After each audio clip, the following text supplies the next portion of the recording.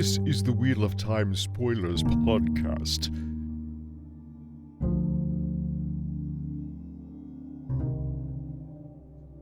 All right, well, anyway, I feel like this is off topic because we're procrastinating. So who's excited for Milisair Chadmar and Gawyn Trakand? Woo! Yeah. Anybody else? Anybody? No, this is a bit of a slow. After Hinderstap, which was just like the height of heights, this does feel like a bit of an emotional nadir. Is that the right word? Nadir? Yeah. Zenith is at the top and Nadir is at the bottom. And it's we just went from one of the best, most epic scenes to just like, what in the wet fart is happening? I mean, it's the setup of a new plot line, right? This is the setup, the beginning of tracking down Grendel and the beginning of whatever the fuck Gawyn is doing. Hey, it starts out with a pretty cool map of Eredomon and Bandar Eban. Cool little city. Actually reminds me a little bit of Portland, just in terms of like it's on a peninsula in the meeting of two bodies of water. Well, I mean, it is described as the premier port city of the Northwest. Right. So, which, I mean, yeah, it's very hard. And with like square houses built of wood, 2 to 3 stories tall in neat rows, I'm like, it's kind of Portland. It is kind of Portland. Like the West Hills and stuff like that, where the nice houses are being built. Yeah. I mean, to me, I'm sure there's other people who see their own city in it, but like maybe Seattle, you could maybe argue because it's on the ocean, whereas Portland is up a river, right? So I feel like you could argue it's, yeah. No, yeah, for sure.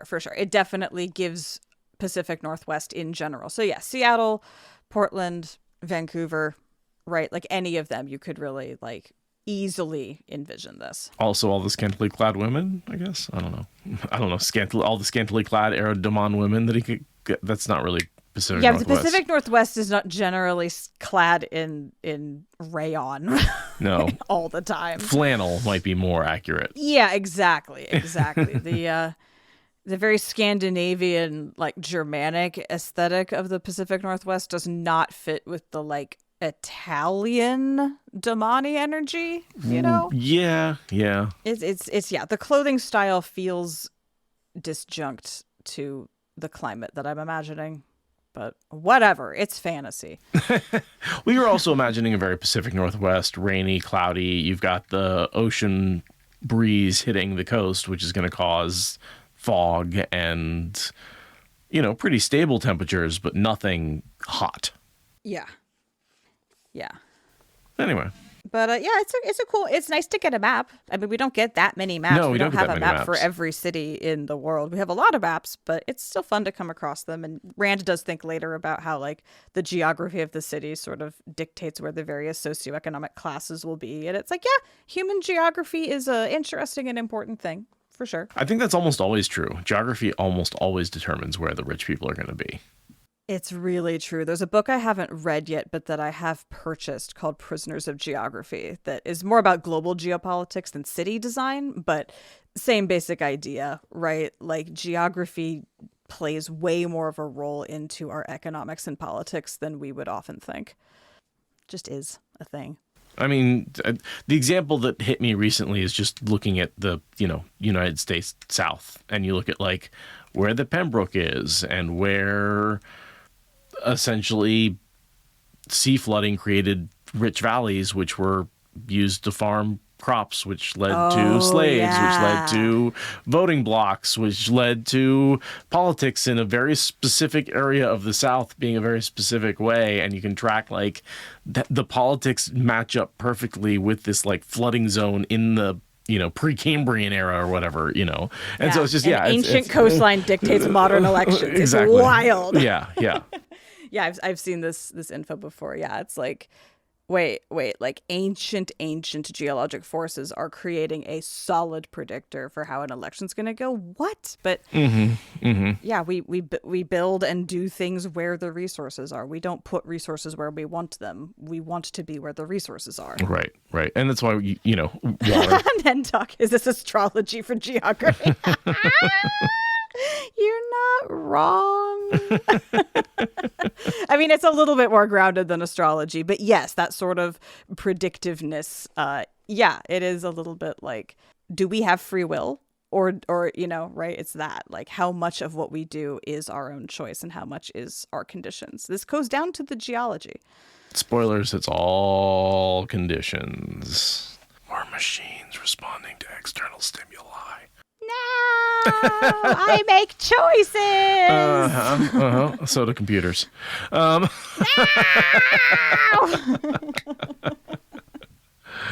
All right. Shall we start off on this list one last time for fun? Is this the last time we go through the list? I mean, it might be the last time we go through the list, but but no, it is definitely not the last time Rand goes through the list. All right, read us into this damn chapter. Into Bandar Eban, and our chapter is The Dragon, because it's a Rand chapter, and we have not gotten creative with the headers in this book yet. Moraine Damondred, who died because of my weakness. Rand slowed Tidashar to a walk as he passed through the massive gateway to Bandar Eban, his entourage following, ranks of Aiel leading him. The gates were said to be carved with the city's seal, but swung open as they were. Rand couldn't see them. The nameless dark friend I beheaded in those Mirandian hills. I've forgotten the looks of the others with her, but I will never forget her face. The list ran through his head. Almost a daily ritual now, the name of every woman who had died by his hand or because of his actions.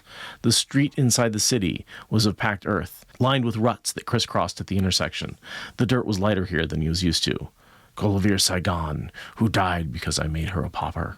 He rode past the ranks of Damani, women in diaphanous gowns, men with thin mustaches and colorful coats. The roadways here had wooden boardwalks at the sides, and the people crowded them, watching.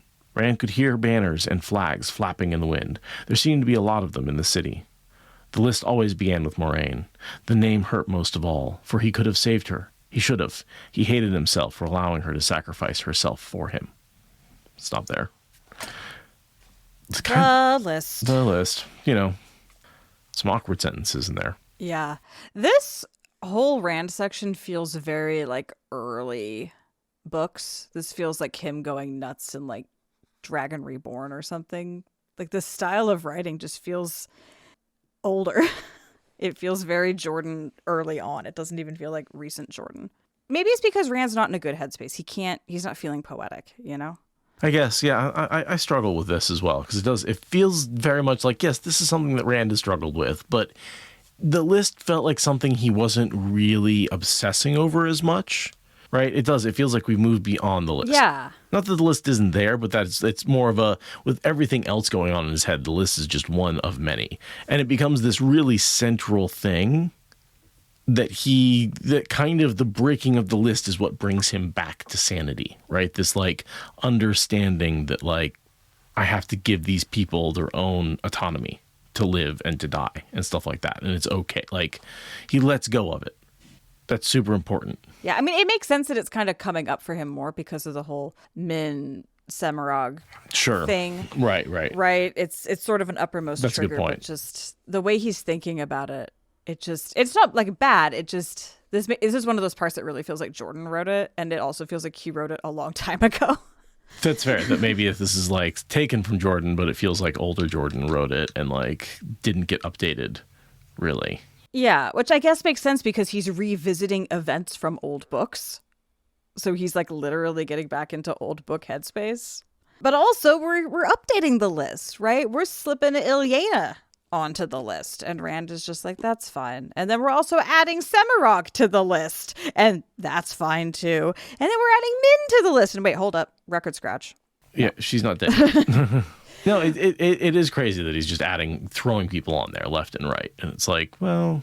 I genuinely am so upset with him for the whole Semirog and what's-her-face who was with Semirog. Like, no!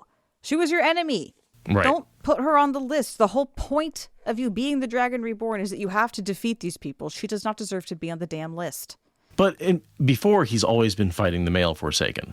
Yeah, again, Forsaken over anything else. Like, yeah. Bro. I mean, I get, and he's like, oh, I shouldn't put her on the list. But he still lets her on the list. Don't put her on the list. It's so weird. If you're going to have the list, At least have it be for deserving people. So he's basically saying, we set out the whole premise of this arc of chapters where he says, if he found her, talking about Grendel, perhaps that would assuage his conscience at invading the area that she's in, Ered Doman. So, Yeah. His whole arc, besides him, mourning the people in his head, his whole arc is here trying to find Grendel. And I feel like Sanderson's just laying that out right there. Yeah. Rand is really focused on handling the city, but it's all a smokescreen for finding Grendel, right? He's doing that, and Sanderson makes it very clear that that's what he's doing. And in this case, I really appreciate Sanderson's clarity, because I don't see why he needs to put up so much of a facade, but he does. He thinks he does, so he does. Okay. We talk about Cadsuane and doing her whole, if you can't see my face, then I can still be in your entourage thing. Mm-hmm. Meanwhile, rattling off maidens, rattling off all sorts of people, while, just in the middle of all this, the list is still going on.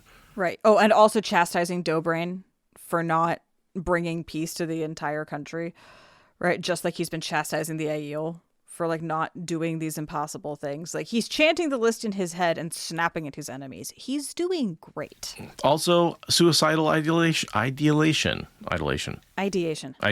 Thank you. Suicidal ideation. Death no longer worried him. Finally, he understood Lewis Theron's cries to let it end. Rand deserved to die.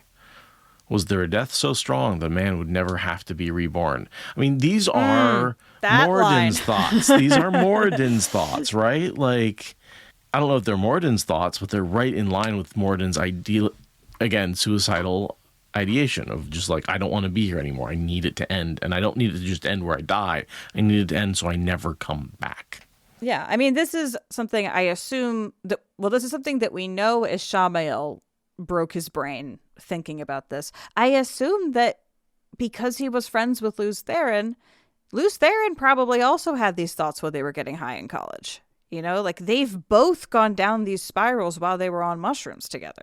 And they're currently brain linked. Yeah. So, like, this is a very, you can tell that all the spirals are converging on their event horizon because Rand is now generating that revelation from within. And it's like, dude, you are literally becoming one with your main nemesis. You're going to need to break this loop real soon. Otherwise, you're going to be indistinguishable people. And he's burned out, right? His feelings were different since the day he'd killed Semirhage. Like, he's sort of the last that could be done, whatever it is. It's like he no longer is feeling emotionally. And you see that where he's like, he hasn't sent Min away, not because he doesn't want to protect her. He just doesn't really care if something happens to her. He's just like, yeah, of course we're all going to die. So if she dies hanging out with me, I guess that's just what happens, And it's like, whoa, how do you not care what happens to Min anymore on that level? And, like, the thing is that he should have had a piece of that attitude this whole time, specifically with respect to the maidens. Like, that is a level of detachment that you were supposed to have when the warrior women came to you and said, yo, like, life is a dream from which we all must wake, and we have chosen to be warriors. He was supposed to say, okay, then I am going to be, relatively speaking, emotionally uninvested in whether or not any individual lives or dies. This is what you are asking for. Okay, I can do that. Instead, he waits until this point to say, yeah, I literally care so much that I can't care if my actual wife dies in front of me. Like, dude, no, you resisted it so hard, you snapped into a very unhealthy extreme expression of what should have just been a piece of the overall picture. Oof. Little Jin points out, a gathering storm refers to Rand, also a spiral of a hurricane gathering together. So that dark spiral, right, is the gathering storm. Yes. Boom, boom, boom. It spirals all the way down. I mean, it kind of is fractals all the way down, I'm convinced, somehow. Yeah, that is definitely what's happening. I have found no evidence to the contrary. So we get as he's going through Bandar Eban, right? He's heading to his new home in Bandar Eban that he's going to stay in for a while, which is just like a merchant's fancy house that's nicer than the king's. Yeah, Milisaire Chadmar's house has been expropriated by the Dragon Reborn. So we see him walking through Bandar Eban and basically seeing people starving and evidence of like chaos in the city a couple of weeks ago. Right. And this starvation is a driving pressure on a lot of different plot points going forward through the remainder of the books. Like, we have the sea folk who can't offload their food. We have the weird like bubble of inverse evil where they open up all the bad sacks before veins of gold. Like, this particular famine is very central to a lot of what happens. I'm convinced that's reality changing, that before Veins of Gold, all those sacks would have been bad, and after Veins of Gold, reality ripples, and like he's able to actually change them into good sacks. It's amazing what you can do when you are the god author. Yes. It's probability. It's Schrodinger's grain, right? It's like both bad and good grain until you open it, and Rand has the ability to change probabilities when he goes up into the that's like the whole thing is he gets to counter the Dark One's thumb on the scale of the pattern. And so Rand can actively change probabilities as, you know, the golden child, whatever you want to call it. I'm going to call him that from now on. After Veins of Gold, he's going to be, we have Darth Rand, now he's going to be the golden child after that point. Mm-hmm. Jesus Rand isn't good enough? Yeah, you know. Zen Rand? Zen Rand, yeah. All those, I kind of like the golden child. I think I'm... Well, but yeah, all those phrases work. Jesus Rand. Jesus Rand. Because Jesus Rand, superstar. see, I think Jesus Rand really is after he comes back in Moradin, right? That's after he gets resurrected. That's Jesus Rand. Wow. Jesus is a body snatching zombie. Great.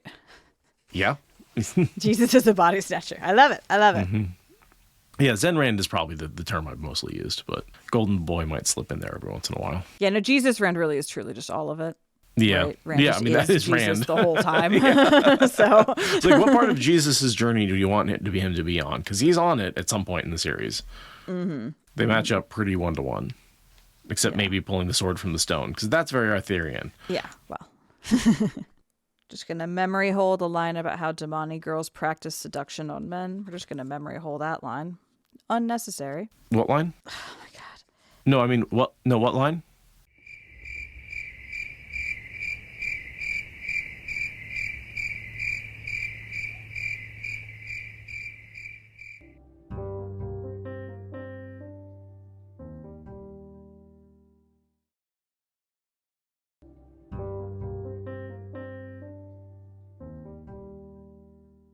What's up next? We're talking about the city, the location. We talked about the location stuff. The city's landscape all but demanded their location. Kind of back, I get to the conversation with Moraes. Yeah, that's really all I've got. Yeah, is notes on food is important and okay, yeah, Maurice, we're at the Eyes to Die badgering Rand to accept Cad Swain back. And his whole people did not respond to anger, they didn't respond to demands. Silence and questions were far more effective. Basically, answering demands with silence, respond to demands with silence, respond to challenges with questions. Yeah. And so that's kind of what he's doing here. Is she's trying to get him to, go with Cad Swain, and he's just being like, why do you think I should do that? Right, which, like, he's not wrong. If you engage with someone on the terms of the conversation as they set them, they are going to get to set the terms of the conversation, right? Like, this is sort of like fundamental, like, art of war in conversation 101. He's just really maxing out being an asshole and just only ever asking questions, never once engaging. That's, not a great way to have good conversations with people, but it is a very effective way to keep someone else from driving the conversation. Yeah, and you know what else really helps the conversation? Stroking the button. The whole time you're having that conversation. Just stroking. Just like, I'm not going to push the button. What makes you think that? Stroking your thumb over the big red button that ends the world. Yeah. Not going to push it. Playing with the safety cover, just casually. Flipping it as up, a little flipping fidget. it back down. Yeah. Turning the key, turning it back. Super turning casual. the key, turning it back. If I can hit the button, what? Yeah. No, I mean, that's, and of course, yeah, I wonder why that has an effect on the people around you. Right? Like, it's like watching a pyro play with a match, Yeah. You're like, he promises he won't burn the place down, but he has burned places down before, and he is playing with a matchbook. Right. And the Eyes to Die's entire approach is to bully him like things are the same as they were before into accepting Cadsuane back. They're still like, we can just put everything back. They don't this accept is just a change. small temper tantrum. And it's like, no, things are different. You need a different strategy now. A completely different strategy. Like, this is not the Rand author you had before. And only Cadsuane gets it. All the Aes Sedai between them do not get it. Only Rand and Cadsuane know that everything has changed. And also, Rand's basic argument here is that Cadsuane needs consequences for her failures. Right. But he doesn't, because he's paying for them with the list, apparently. I think is what he's implying there, right? Yeah, I don't think that internal self-flagellation counts, actually. No. You need to actually do real repair in the world where other people exist.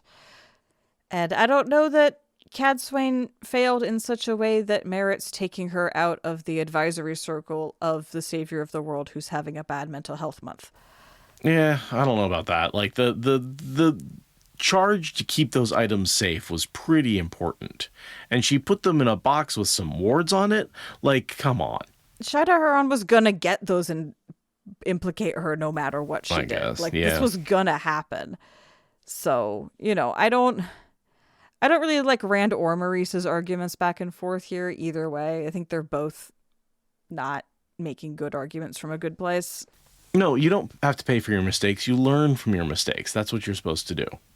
Yeah, exactly. I'm really not into the punitive, like, stick-based system of morality. I'm much more like internal motivation and carrot, right? Like, this is not going to help anyone to be punitive.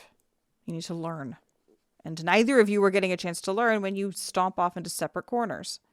Speaking of separate corners and or separate balconies, as they're arguing on either side of them, two balconies basically come crashing down from, too many people on them or poor construction or whatever. So we're seeing Rand's Tavernus effect here, right? That's highly unusual. And so this is not a bubble of evil, not channeling. It's just Taviran effect. But he says, oh, I've gotten used to them. The weddings and the marriages and the deaths and the divorces and the births. But there's no good happening anymore. Since he's touched the true power, Tavernus is only causing bad things to happen. Yeah, and we don't get that confirmed by anyone other than Rand for a couple more chapters, but he is starting to wonder, like, And it is interesting how he sort of like flexes his charisma really hard at Maurice, and that's when the two balconies break. It's like just the sheer intensity of him being in the world is just too much. Well, he does kind of know how to flex his Taviranness now, right? Like, if you, I will, learning. Do you think I can to stop your heart? And I'm wondering if maybe like that causes effects around him the more he flexes his Taviranness. I think so. I think that if you're gonna push on the pattern that hard, there's gonna have to be like a corresponding amount of resistance, right? That's going to show up in something like two balconies both breaking at the same time. Not just one balcony breaking, two. And yeah, it's not great, right? There's no indication that people like miraculously weren't hurt or something, right? It's not a good instance. And he doesn't even care. This is, again, Rand doesn't care about people. Like the old he doesn't Rand, try and help them. He doesn't try and do anything. Yeah. Yeah, the old Rand would have been like, oh, obviously some Aes Sedai soldiers need to go over there. Like, I have shit to do. I can't personally, but like, I need some of my entourage to go help. He doesn't care. Some of his entourage chooses to help, and he doesn't care about that either. Like, yeah, he's so numb. He's really problematically numb. And then we get his brain where he speculates why he's strumming this, the button, the Choden Call. Why he's thumbing that is because he's trying to tempt himself with that in order to prevent himself from embracing the true power and using that instead. He's basically saying, if I have these two temptations, I can avoid both of them.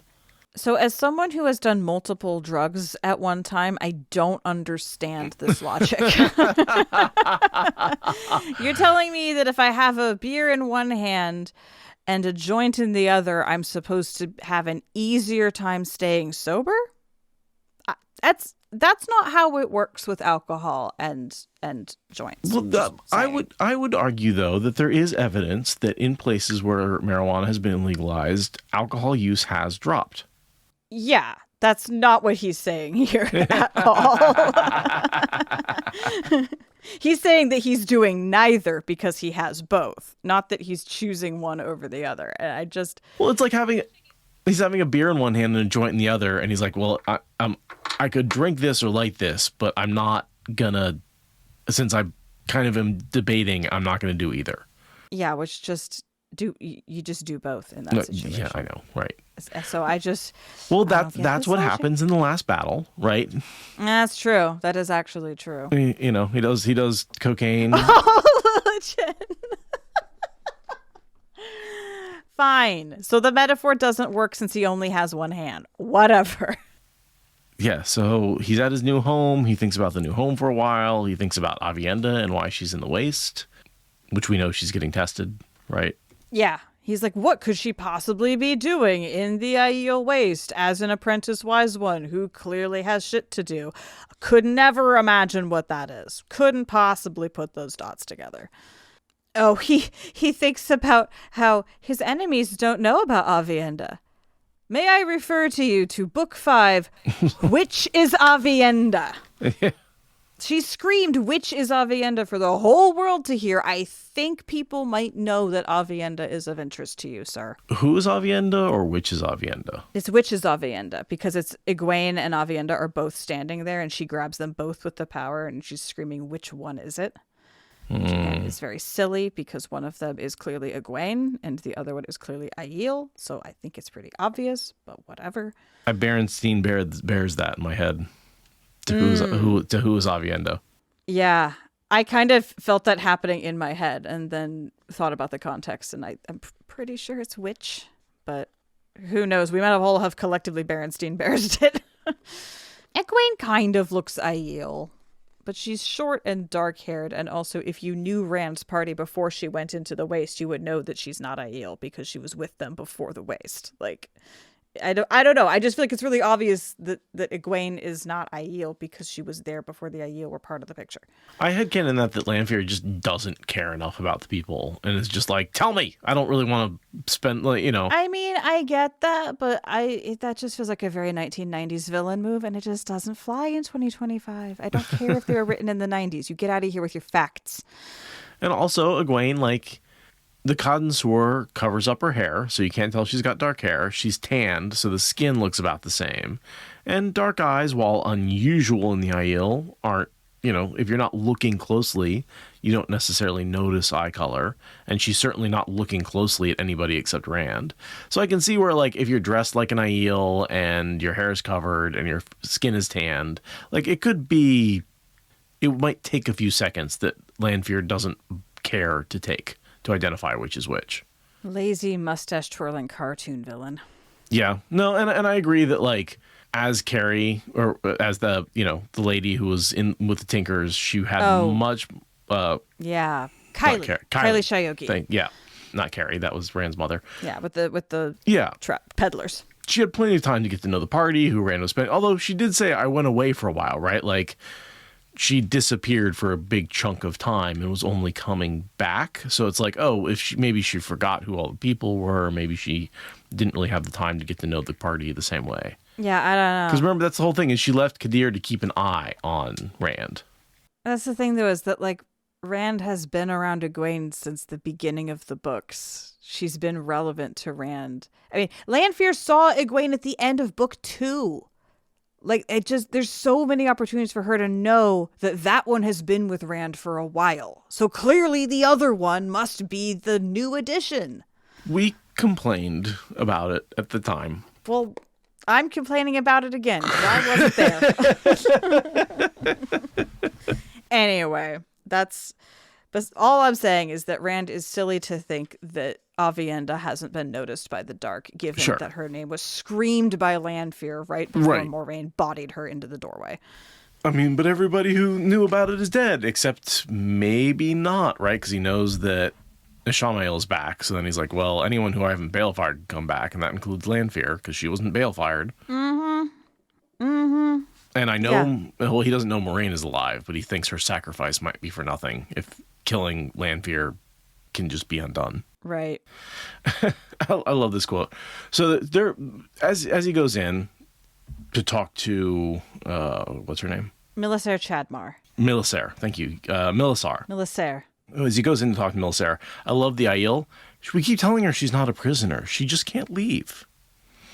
She's like, isn't that the definition of a prisoner? That's why it's funny. That's why the Aiel think it's hilarious. Yeah. It's like, no, you are I get the a prisoner. Aiel humor on this one. Yeah, no, I laughed along with that one too. That was fun. And as far as I can tell, Rand picked her at random. It's sort of just a coincidence that she also happens to be the one who has the messenger from the king, last received from the king. Like, as far as I can tell, that's not related to his choice of inhabiting her house. I just thought it was like she's one of the few people on the council he was able to, who's still around. Yeah, she's the only one who stayed in the city, I think. So I think that's why she's the major point of contact, because she's the one who stayed in the city. Oh, okay. So it's not, they are technically unrelated, but they're related. Okay. No, that makes sense. That obviously everything's going to happen with her because she is the only point of power in the city. Makes sense. There's a whole scene with Dobrain, right, where he's talking about, thank you for calming the city. Wish you'd done more. I'm going to send you to Tyr. Yeah.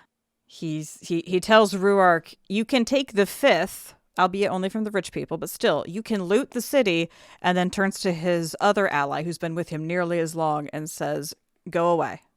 Go do something else. Go be elsewhere and do things you don't want to do at a distance.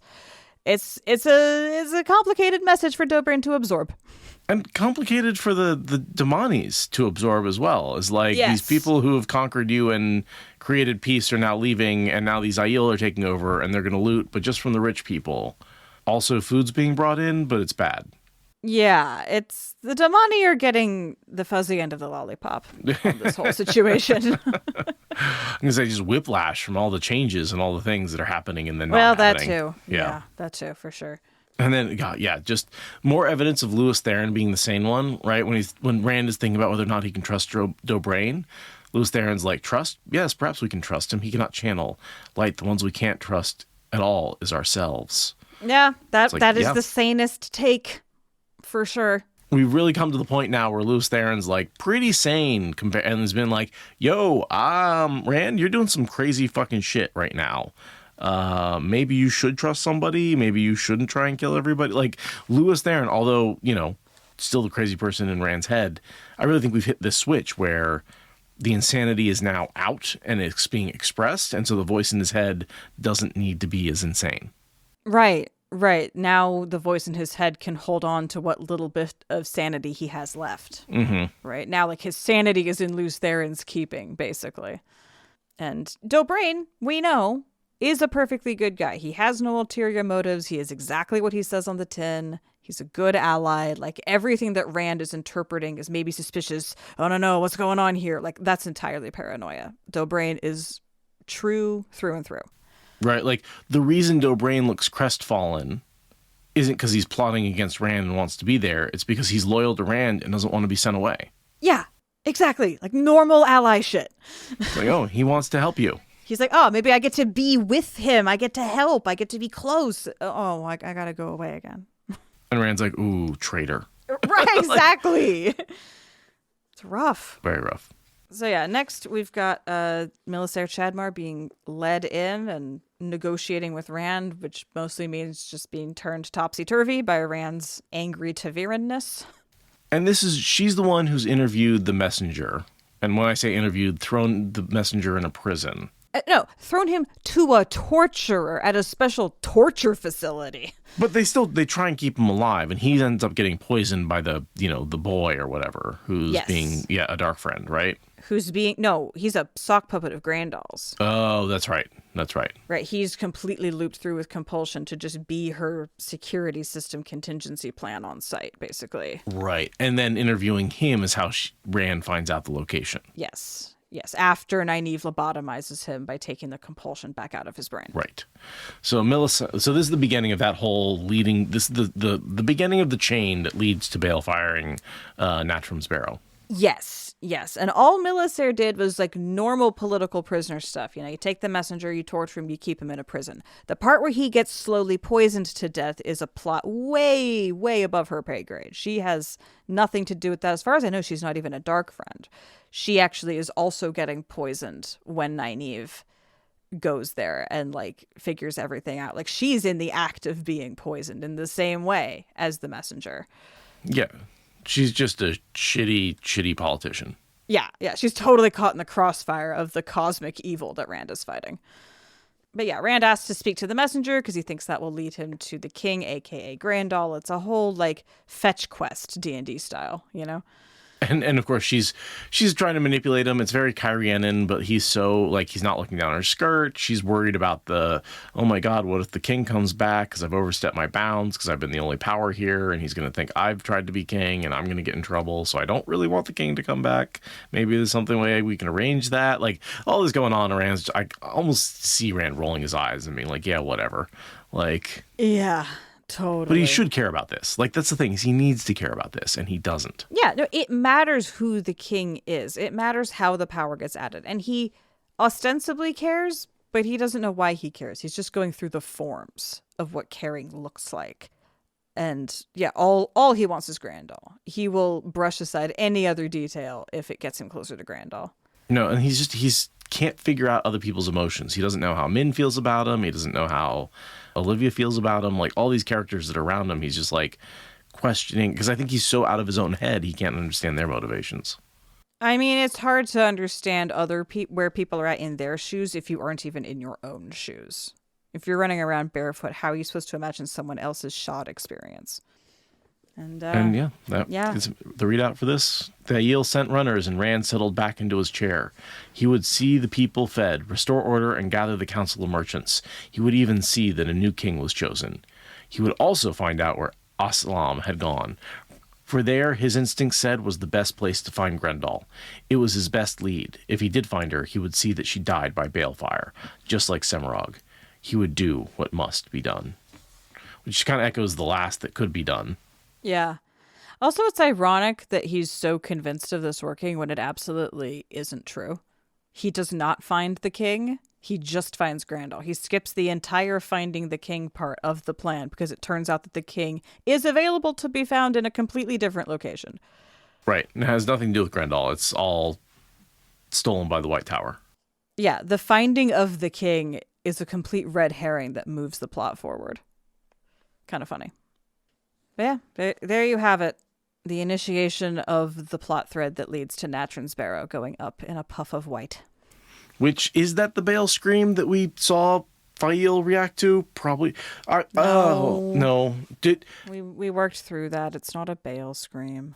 We don't. So the only other thought I had, or something I read, could it be related to Demon Dread using Bale firing cities in Shara? Because at that time, he's kind of taking over power. And I think one of the things they said is he used balefire on cities, right? Because he was let the Lord of Chaos rule. And that would explain why there's two different Bale screams that are like a couple of days apart. One experienced by Fail, one experienced by Perrin. It's just weird that it's happening halfway across the continent, and they seem to be experiencing it in a very localized area. Yeah, I could buy it if they were like directly antipodal to Shara, but they're not. Shara's not nearly far enough around the planet for that, I don't think. Anyway, just something I was sort of, I never felt like we fully resolved what those Bale screams were, or what that three flattening of the world was. Yeah, the best we ever got was a very mild bubble of evil. That was the best explanation we came up with, and it's so unsatisfying.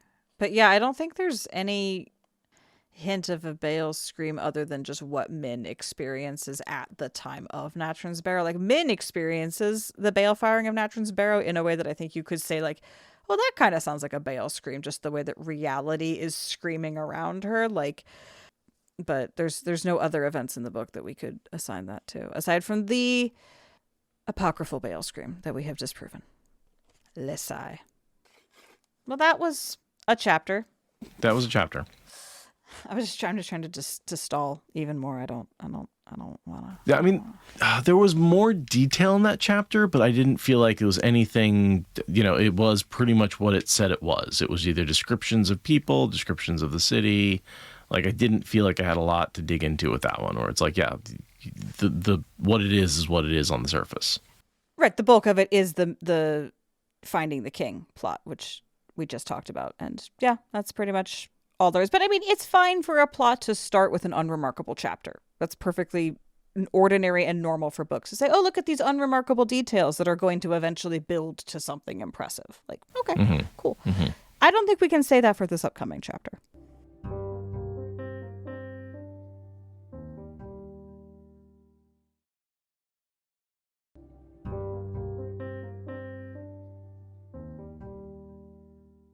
This upcoming chapter is a Gawyn chapter. And I mean, it certainly helps round out his character. Does it? Does it? It makes him a rounder asshole. I genuinely, when I was doing my notes for this chapter, I genuinely didn't see what this added to any plot. His plot, the rebel plot. Like, I genuinely don't know what this was other than really annoying character studies. Like, please tell me if there's anything plot related in this chapter, because I did not see it. Well, we'll start with my first, so this is called Old Advice, which I think, is you can ignore old advice from old men sometimes. I think that's what I take away from this chapter. Sometimes the old man's advice is, in fact, not worth listening to. Exactly. That seems like a good message for today. And I've got the symbol of a heron marked blade, because Gawyn is a blade master, I guess, is where we're going with that. Again, doesn't feel very creative, but fine. Sure. And I don't really feel like the heron marked blade is a good symbol for Gawyn. I'd rather see the Lion of Andor or Flame of Tarvalin, something like that, right? Like, I think it has to do with like the leadership discussion that Bryn brings into it, who to serve with your blade master's skill, but sure. I guess. Yeah. So I'm not going to read us in because it's Gawyn. You get some backstory. It's a terrible little backstory. I don't like it. It's just like, here's misogyny from Gawyn's dad. There are two types of people you should never trust, the man had been saying to Gawyn as they passed. The first are pretty women. The second are Aes Sedai. Light help you, son, if you ever have to face someone who is both. Which, of course, describes like all the main characters. Right. Yeah, ugly women are the only inherently trustworthy women. Yeah, and then he goes on to like rate Leanne as less like... For like a paragraph. Right. Well, she's kind of hot, but not too hot, but like pretty hot, but like not entirely hot. Like, the kind of hot I'm talking. The like, hot you can approach, not the kind of hot that you like is off-putting and like offensive because she's too hot to approach, but the kind of hot that makes you think that like she just might be willing to fuck you. But like not the kind of hot you would marry, like just the kind of hot you would fuck. And it's just like, I didn't need this from you, Gawyn. I didn't need this from you. No one needed this from you. No one needed your commentary on exactly how 7.5 Lelaine is. Right? Like, oh my God. He's like rating every woman in his head. And it's like, good God, man. Like, go get laid, please. I swear to God, this in fairness, he is trying to. He's trying. That is I know. part of what this is Jesus doing. Christ. But it's like, go, and not even go get laid. Go back to Elaine. Go back to your sister and do what she tells you to do. You cannot make your own choices. You suck at it. You need somebody to tell you what to do, and your sister is perfect for that. She'll make bad choices too, but at least like they're better than yours. The other thing that really annoys me about Gawyn in this regard is how he thinks that he's automatically in a better place to judge Egwene's safety and state of mind than she is. Repeatedly. He's like, well, if you could just tell me everything that's going on, then I could judge better. And it's like, why do we care what your judgment is? Why do you think you are automatically capable of making a meaningful judgment? Why should we care? And insisting that Egwene can't make her own decision and it can't be, she just doesn't want you to risk yourself. She's self-sacrificing. Not that she's not making a judgment that she's actually as safe as she needs to be, right? Like, right. Yeah. No, she just doesn't know. She doesn't know. Yeah, she couldn't possibly know as well as me and my Ivy League education. Do you know who my mom is? Like, get the fuck out of here, Gawyn. And then they're like, we do know who your sister is. So that then he's like, oh, fine, I'll do weird politicking, like selling my sister. I don't even fucking know. Nepo-warders. The way he, oh my God, seriously, the way he thinks that he needs to be involved. Oh, nepo-warder. He is a nepo-warder. That is his new title, is nepo-warder. I like that. How did you get into the White Tower? Well, my mommy was nice to die, and she brought me along on her trips, and so I got to practice with the warders, and I was really good at it, so they gave me a sword, and I got to fight the bad guys, and then there was a rebellion, and I joined the Emerald Seat, and I killed my mentors, and now I'm sad. Right. Yeah, some talking about why Elida's so mad with power she doesn't consider the rightful Amerlin a threat, right? Like why Gawyn is safe. Oh, I do like how Gawyn is 2 books behind us on figuring out the Romaine situation. He's like, I've discovered that Romaine exists and that they hate each other, and that if I can play them off of each other, and like he's discovering this like a big boy, and we're like, dude, that is 2 books ago that we all figured that shit out. I was like, this quote, after all this time in the White Tower, he still had a little idea of what the power could and couldn't do, and it's like, oh my God, you grew up with channelers. What? You could have paid so much more attention. You could have paid so much more attention, Gawyn. Oh my God. Yeah, no, it's like I've seen so many warders and novices pick up on 10 times what you have managed to figure out in your privileged lifetime of up close and personal access.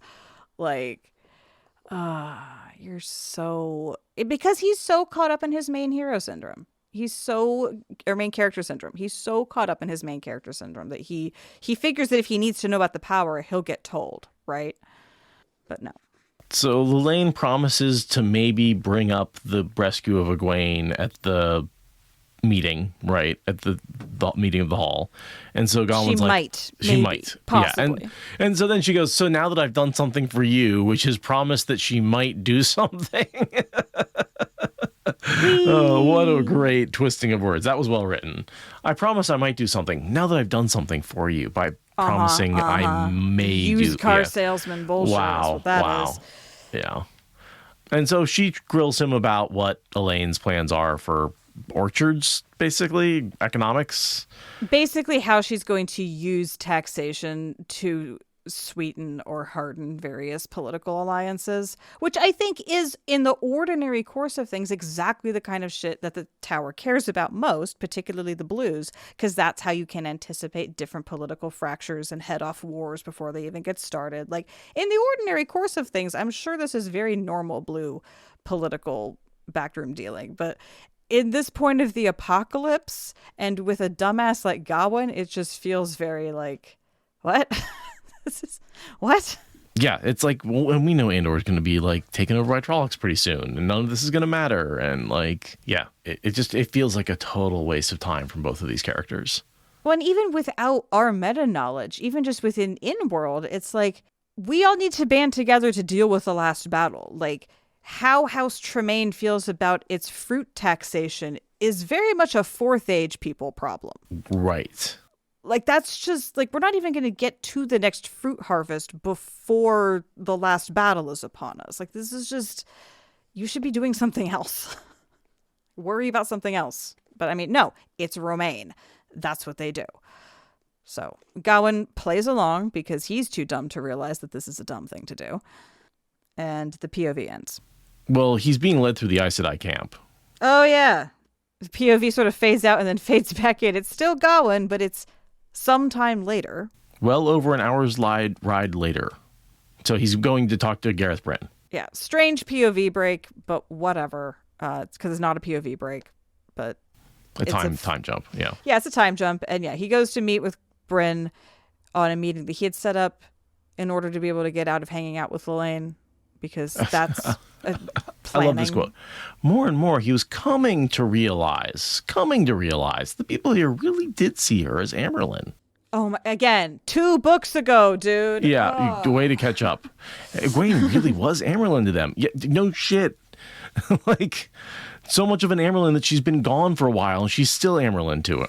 Yeah, which, I mean, in fairness, he's catching up, right? He's been under a rock. This is him catching up, but just his shock that the woman he loves could be competent is just like, do you even love her?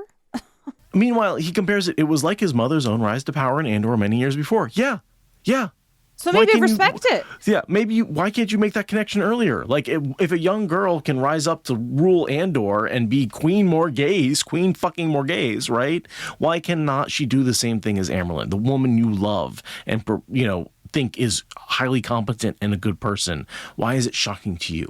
Why is it shocking to you that she's competent enough to do the thing your mother did? Literally, the amount of disrespect you are showing the woman you claim to love when you are shocked that she would have the ambition to be at all like your mom. Like, come on, dude. Come on. She's so much better than you. She can do so much better than you. Be better, Gawyn. And I love that this whole meeting with Gareth Bryn is totally an escape phone call. My phone's ringing. Oh, I gotta go. Sorry, can't hang out anymore. Yeah, sorry, I had a thing come up. Gotta go. We'll catch up later. We'll put a pin in that. We'll circle back. Yeah, totally. It's when you have your friend call you on a first date, so you can be like, "Oh, I gotta go." Yep. Emergency. Exactly. Yep. Which, I mean, it's not bad strategy. It's just silly that we need that to fluff the plot here. I feel like I totally support the other soldiers who spar with him and try to cause an accident. Like, how insufferable does he have to be that every single person who is willing to spar with him is literally trying to hurt him? Yeah. I just, like, I get that, like, you follow the allegiances of your power structure, but, like, this one lone warrior from the other side who was instrumental in casualties on your side, just offering to spar, like, yeah, you're gonna probably try to hurt him. That makes sense. That seems fair. Oops, my sword slipped and cracked you over the head. Oh no. Oops. Also, it's Gawyn, so.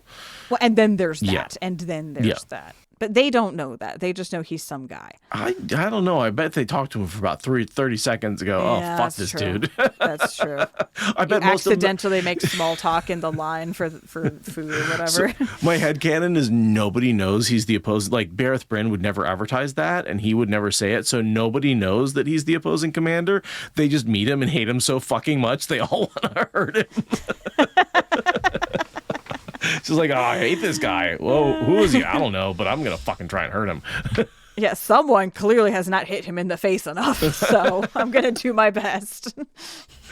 Where's Matt when you needed him with a stick? I know. And then Gawyn complaining, he didn't have a mind for the Game of Stones lately. You have no mind for strategy ever. He's like the worst Stones player. I think it's like canonical. Well, he does say that he was. He literally says in the next slide, like, the truth was he'd never been very good at the game in the first place. Which, like, I can believe that. Really? You don't think very strategically? Gee. Yeah, like Bryn made him learn how, like, the forms because battlefield strategy, but, like, he is a mediocre player on his best days. Mm-hmm. Yeah, I do like the inclusion of that as a detail, though. Like, yeah, no, he is literally, as you would assume he's bad at stones. Yes, he is, in fact, very bad at stones. You are correct, dear reader. Well, because so often we get, this character is so amazing at stones to show how, good they are at battle and strategy and prowess. Right. It's nice to be like, oh, yeah, this dude, he sucks at it. Yeah. Yeah. He's just, because you have to be better than somebody. You can't have everybody being amazing at it. Yeah, no, it is realistic to have a spoiled princeling who got to go to Harvard be absolutely terrible at everything he studied. Nepo-warder sucks at stones, figures. Yeah, yep. And yeah, so Gareth Bryn is like, could you please betray your comrades? And Gawyn says, could I please not? And Bryn says, fine, but conditionally. I still think this is poorly written, Gareth Bryn. Yeah, I mean, I don't know that Gareth Bryn could be well written with Gawyn as his conversational partner. That's fair. I just don't see him. I don't see him being okay with Gawyn not. He's like, no, you're an opposing leader. You rode into our ranks. You're our prisoner, right? He's a fucking prisoner of war. He's not a colleague. Yeah, exactly. But he gets treated like a colleague because he's Gawyn Tricant. And he should be a prisoner of war. He should be the opposing commander held for ransom. Yeah, absolutely. Whether or not he says he gave up his command, who cares? Yeah.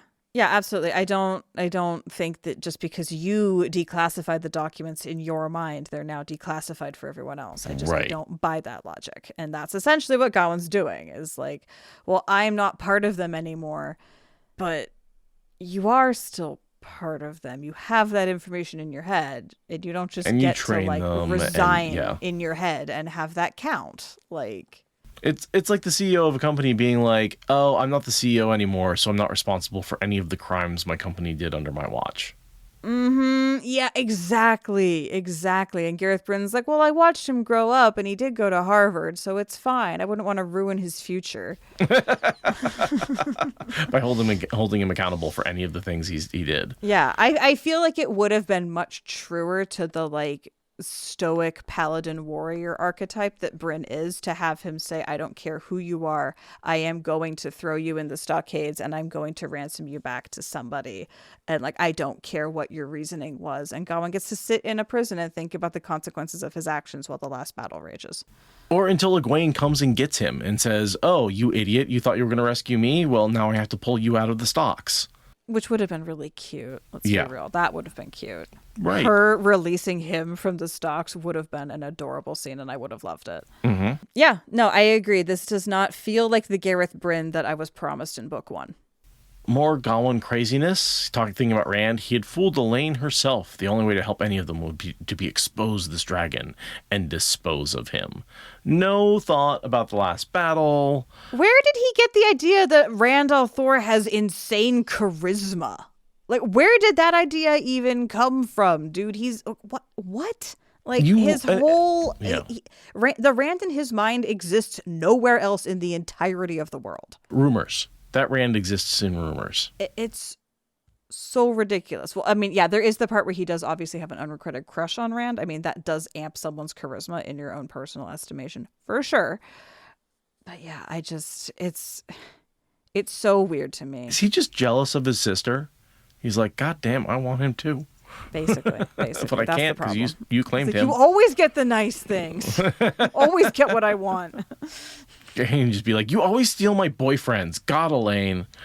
Oh my God. Yes. Bisexual, like the bisexual disaster of the both of them always going for the same person. And that person being like, oh my God, I have a queen, a prince and a princess coming after me at the same time. What do I do? And then they always run away because they're scared of the pressure. Oh, God, Gawyn. The best thing he could do for the younglings would be to help divide this division between the rebels and the loyalists. Yes, and that would help Gawyn. But that seemed far beyond the scope of what he could accomplish. Immediately gives up. I mean, I can relate. If I can't fix the world, why bother trying at all? I do relate to that. But yeah, but the difference in someone who's in a position of power and privilege saying that. Right, exactly, right. Like, you have so much ability to influence things. Like, go help Elaine. She's one of the most powerful rulers. Like, she could really use your help organizing things for the last battle. Like, you could actually be helpful. Or do what Gawyn asks of you. That would also be helpful. Also if you're going to help Gawyn, just do what she asks, which is not try and rescue her and blah, blah, blah, blah, blah, blah, blah. Right, like, support her. Ask what Swan needs, because Swan is Egwene's hand here in the camp. Like, that would be helpful. Mm-hmm.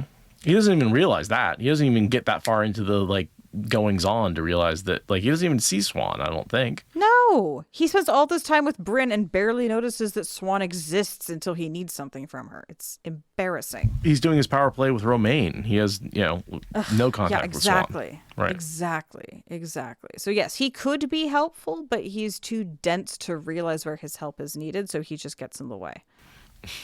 Light blinded fool. He can't help Elaine because Elaine is into Rand and he's compelled not to do anything to help Rand. Yeah, maybe. Obey the Amerlin and fuck over Rand. These are your two charges, Gawyn Trakand. I mean, really, like, this whole, like, he had fooled Elaine herself. Like, how hard in your... How compelled do you have to be to believe rumors over the testimony of your own sister?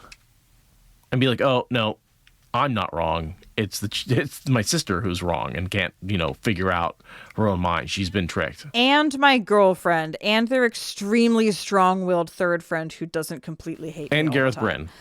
Yeah, like all these people you have maximum social capital with. No, they all tell you the same thing. They're all wrong. And these rumors that can't agree on anything are all correct. It's truly, truly stunning, his cognitiveness. It's the number one reason why I do think a little compulsion got involved in here somewhere. Like, I really do think that's... Everyone's like, oh, it's just jealousy. But, like, it feels outsized, even, like, especially for Rand, who he kind of liked the first time he met. Right? It really feels like he turned on a dime on that. Ooh, I just thought of... So even if he's not, like, doesn't have to obey the Amyrlin seat, even if I'm wrong about that compulsion, I do think there is something there that makes him hate Rand al'Thor. I was just thinking, we don't know when Messana replaced Danelle. We assume it was early in the series, if not, like, the second that she was let out. Certainly before we ever met her. Right, yeah, exactly. Long before we have any eyes on her, which means... And that was that was what, book 3 that we saw her for the first time? And it had to have been after the end of book 1, so, like, there's book 2 does does happen over the longest period of time. Like, that's almost like a year and 3 months, right?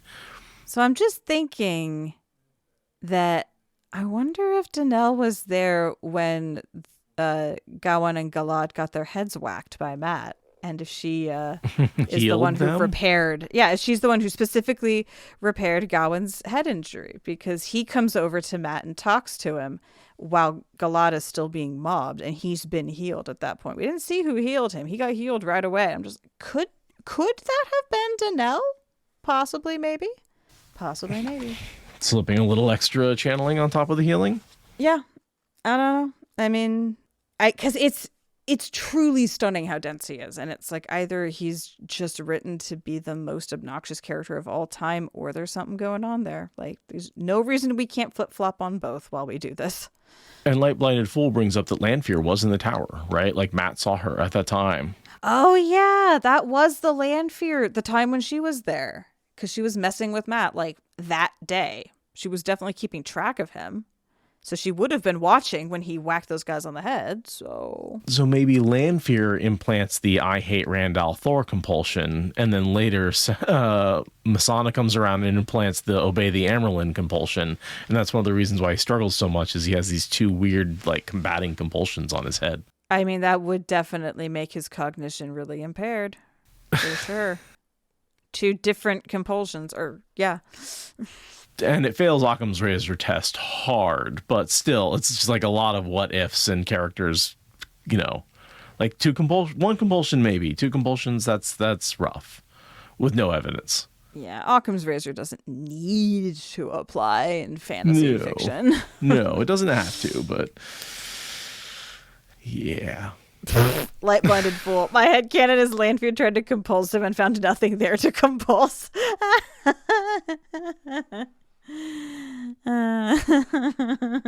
It's the joke, the brain-eating zombies would always starve around Gawyn, right? Like, yeah. Mm-hmm. He'd be immune. They wouldn't even bother.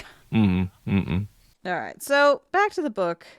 Bryn tries to give Gawyn some pretty cool advice about leadership, and Gawyn is sort of a butthead about it.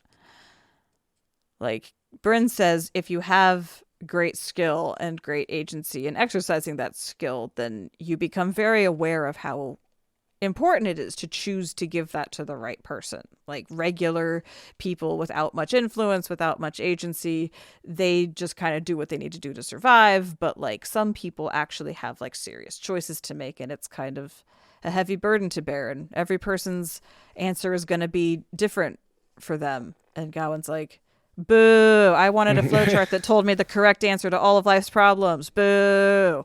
Well, and Gareth Bryn asks that one question that teenagers who are taken up in fancies never answer for themselves, which is, and then what? And then what? And then what? You're going to go get her, and then what? What happens if she doesn't want to come? Are you going to force her? Are you going to hold her down and steal her away? Because I know she doesn't want to leave. And you're acting like somehow she's just going to see it from your point of view if you show up? Like, no. Right. And then what? Are you going to pull her away? Are you going to go to Andor? Are you going to go to a little farm in the countryside? How are you going to live with this woman? How does she want to live? You don't know. You haven't thought about any of this. And then what? And Gawyn goes, I'll make it work. I'll figure it out. Okay, teenager. Yeah. And this is also part of why, like, he talks about how he questioned his role in the Aiel War. And Gawyn says, how on earth could you question your role in the Aiel War? And it's because Bryn thought about the and what. Like, what are the Aiel here to do? They're not just here to kill everyone in the Westlands. That makes no sense. They're here to kill Lamin and what? And probably go home because they're here to kill Lamin. Like, right? Like, thinking through the implications is important, Gawyn. So the next paragraph is this he talks about honor. And of course, whenever Sanderson talks about honor, I have to go with Stormlight Archive. And reading this paragraph in particular makes me go, okay, Gareth Bryn is Dalinar. If you read this paragraph and think of Dalinar saying it from Stormlight Archive, the backstory is almost identical. When I was young, I fought for honor. Eventually, I realized that there was little honor to be found in killing, and I found that I had changed. Then I fought because I served your mother. I trusted her. When she failed me, I began to wonder again. What of all those years of service? What of the men I'd killed in her name? What did any of that mean? And the details maybe don't perfectly line up, but like that idea of killing for honor and then realizing you kill for somebody else and then trying to wonder, like, what does all of that killing mean? Why did you do it? What's the point of it? Were you doing the right thing in the right time for the right person? So again, more sort of seeing Sanderson's writing in the Stormlight. Now that he's written these 5 other massive books that have come out, I can see a lot of the stuff that ended up being in those books foreshadowed here, because he certainly had a lot of the ideas that ended up in Stormlight Archive while he was writing, were in his head while he was writing these books. Right. And I remember when I was first reading this, getting 2 sections like this, where Bryn was having this very poetic series of rhetorical questions and thinking, so that's Sanderson's writing. Like, early on, right? It was just like it was hitting these patches where it's like, oh, that's clearly Jordan. That's clearly Sanderson. This was one of those patches where I was like, yeah, that is not Jordan. That is Sanderson. That is a whole new voice giving me this character. I remember this part being a really distinctive moment of getting that sense of the difference. Not in a bad way, just in a, oh, wow, that's different. That's a whole other key. And now, having read all of his other books and seeing even in those books, character theme, if not the same character themes repeat between characters, I can sort of see that same thing. I can go backwards like a Bale scream, going back through time, and actually see the echoes of his writing in these novels, even though these were written first in a lot of cases. Yeah, I mean, time is a flat puddle. We all know this. and I'm firmly convinced that authors only have so many ideas in their head at any given time. And like, they can gain more, but for the most part, when authors start writing, they have a set number of ideas that they have to put out on the book. Yeah. Well, I've noticed that about people.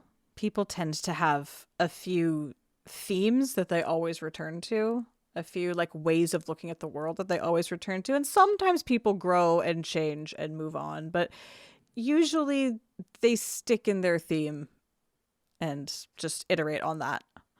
And that's why, early books of authors oftentimes are the first trilogy might be rough as they're getting the feet underneath them, and then they have a really good trilogy or two where they're, banging out ideas and things are really working.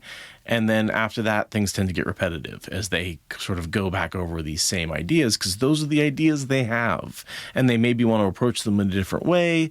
Maybe they want to, reiterate them on the podcast a third time for you to cut out. You want to do the readout? No, I picked it because I'm a fool. Nice. But I stayed because it was right. That which has been broken must be made whole, and I've seen what a terrible leader can do to a kingdom. Elida can't be allowed to pull this world down with her. Gawyn stared. Yes, Bryn said. I've actually come to believe them. Fool women. By the light, Gawyn, they're right. What I'm doing is right. She's right. Who? Gawyn shook his head, muttering, bloody woman. Gawyn? Gawyn wondered. Suan, obviously. Yeah, obviously, yes, definitely Swan. My motivations aren't important to you, son. Blue eyes, Bryn said. You're not one of my soldiers, but you need to make some decisions. In the days coming, you'll need to have a side, and you'll need to know why you've chosen it. That's all I'll say on the matter. Gawyn fails at all of that. He kicked his horse into a faster gait. In the distance, Gawyn could pick out another guard post. He hung back as Bryn and his soldiers approached it. Pick a side? What if Gawyn wouldn't go with him? Bryn was right. Something was coming. You could smell it in the air, feel it in the weak sunlight that managed to shoulder its way through the clouds. You could sense it distantly in the north, crackling like unseen energy on that dark horizon. War, battles, conflict, changes. Gawyn felt as if he didn't know what the different sides were, let alone which one to pick for himself. And he never really successfully picks a side, because he never really gets on Egwene's side. Yeah. He never really supports her. He compromises and waffles and doesn't know what to do and is indecisive so long that he effectively chooses the wrong side and works for the side of evil. If you sit around waiting too long, the decision's made for you, and that's really. And I feel like it's all supposed to be like there's this redeeming moment where he saves Egwene's life, right? He disobeys orders, he shows up, and he protects her from the blood knives. And I feel like it's supposed to be a redeeming moment, but it really feels more like, yeah, a broken clock is, right twice a day situation, rather than, oh my God, he was actually right about something. Yeah. Especially because his reasoning is just really immediate. He doesn't have large paradigm shifting reasoning. He just realizes that there's an assassin. Yeah, he's just like, oh wait, no, this time I'm right. I've been wrong all these other times, but this time I'm right. It doesn't redeem or repair his decision making process. Right.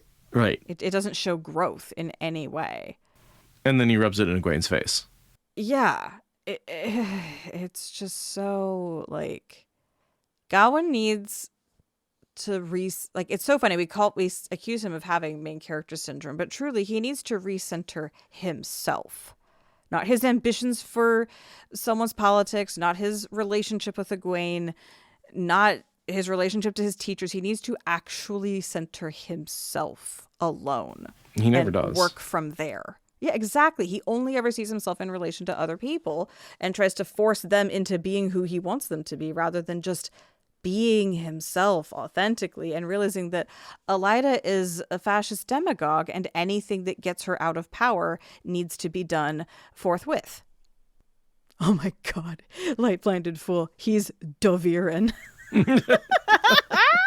That's good.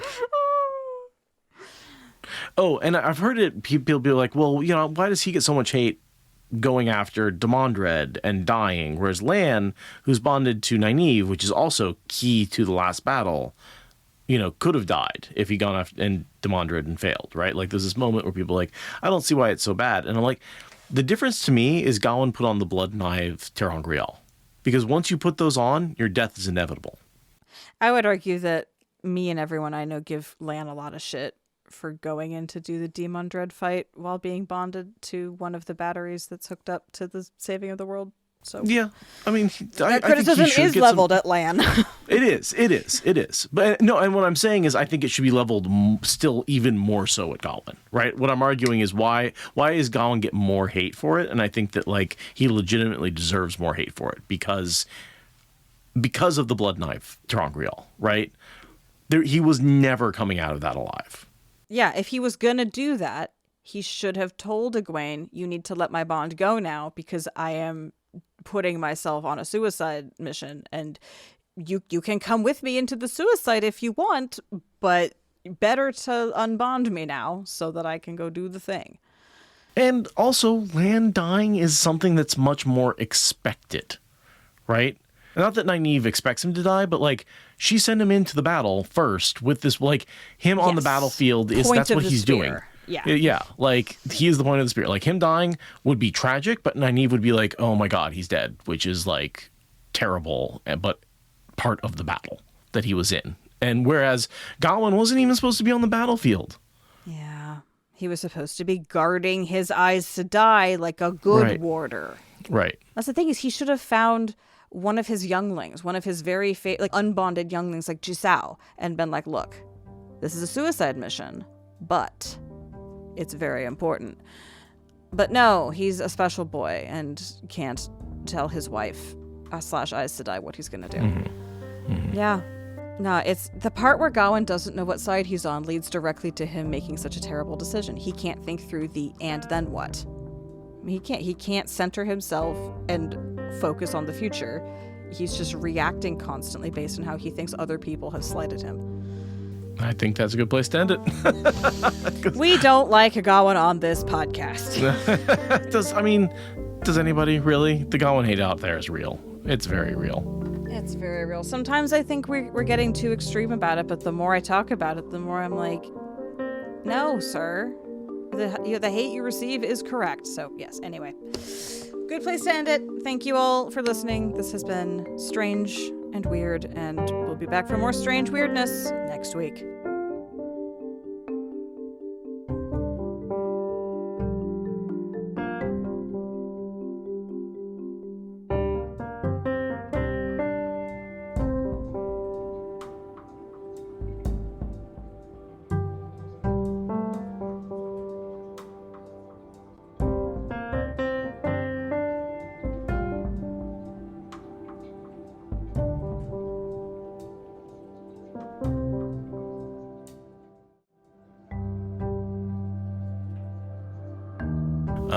But, no one stops these authors from writing another trilogy with a lot of the same themes, a lot of the same characters. And so, I'm noticing this a little bit. I've talked about the Realm of the Elderling series by Robin Hobb a lot lately. Love the first two trilogies. Really love the third book of the third trilogy. But there's a point where some of the themes have gotten, even in this third trilogy, just very repetitive. And you can see that she's going over the same characters are hitting the same beats again. And it's like, I love those first two trilogies. I'm much more struggling with the third trilogy. Not because it's bad, but because, again, we're hitting a lot of the same themes, just with a different generation. And so then you have to immerse yourself in, like, I care about these characters and I want to see them grow and I want to see them relate to each other. And that's why I want to keep reading this. But the ideas are no longer novel, even though they're in a novel. Yeah. So I know I've been recommending Realm of the Elderlings, and I do really, really love it. The third trilogy is not my favorite bit of writing, and I know the fourth trilogy is also another one where the pacing is a little hard. Right, it starts off slow. So I think that her second two trilogy, I know I'm going into this a little too much, but her third and fourth trilogy, the pacing is pretty rough in the beginning, and then there's usually fun stuff at the end, but there's some slogginess to it. Yeah, well, there's also a slog that gave us the term slog. So all authors that we experience, at least, seem to have this tendency at some point or other. I think it's also capitalism. If you have a successful series, instead of ending the Wheel of Time in 6 or 8 books or a 9 book trilogy, they said, this is successful. Stretch it out a little bit. Let's make Rand's insanity last a little longer, right? Yeah. That wasn't all Robert Jordan not knowing what to do. That was the publishing companies saying, hey, let's extend this for another 3 books. Let's extend the contract. And Robert Jordan's like, all right, so I'm bringing some Forsaken back to life. Rand's not quite as insane as we thought he was, And so I think some of that, like, early insanity, right? Like, we referenced it in this earlier chapter when Rand killed that woman in the cart. That was supposed to be this big moment of where he, like, was so insane that he killed a woman without even thinking about it, without even being conscious of what he was doing. And then he got to the end of Dragon Reborn, got Kalendor, and we kind of stepped that insanity back a little bit, because I think after that book was over, Robert Jordan went, this is not going to be a 6-book series. And he was ramping up the insanity to be over in 6 books. Capitalism just raining on our parade again. I don't know. I'm pretty happy that we got more Wheel of Time, though. Even if some of it is sloggy. But maybe we would have gotten good Outriggers if he'd had all that time. Yeah, maybe. If you had a chance to end it and then keep going. Right, exactly. Like, keep writing in this world. now that you finished the main story, now you can write the outriggers and the side plots and what was going on in the Lad of Madmen this whole time. I mean, fuck blood disease. I wanted to have him write for so much longer, but... Well, people need to stop getting blood diseases. I'm just calling it right now. Everyone with a blood disease, stop. There, I fixed it. I declare health. Doesn't work. Yeah. Yeah, having your favorite artist conk out early, mid-career. At the height. Yeah, and that's not capitalism's fault. That's medicine not being perfect's fault, which maybe is capitalism's fault. And don't come at me because fucking Knife of Dreams was good. Oh, Knife of Dreams was so good. But, you know, if he had been able to do the books in the original pacing he wanted and then continue writing in that world rather than being like, oh, this series specifically is going to be your meal train. Right, right. It just, yeah, maybe capitalism could take its hands off the artistic reins. Nope. Until we decouple them. UBI. Yeah, that would help. Like, a lot. All right, so total tangent. But the thing I worry about UBI is the same thing I worry about minimum wage, right? As long as the minimum wage keeps up with inflation and is high enough that you could actually feasibly have a living wage off the minimum wage is great. Same thing with UBI. As long as you can survive a certain, you can pay your rent and get a certain amount of minimum groceries off of UBI, well, then it's successful. The problem is they'll cut it back until, I got my $3 UBI this month. That's really going to do a lot for me, So that's where I worry about the logistics of it. Well, that just comes back to unfettered capitalism. Yeah.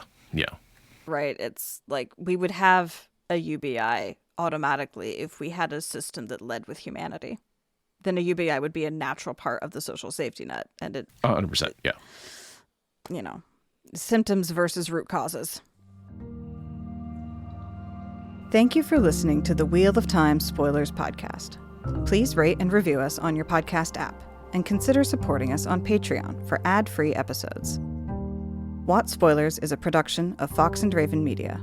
For more podcasts from Fox and Raven Media, visit our website at foxandravenmedia.com.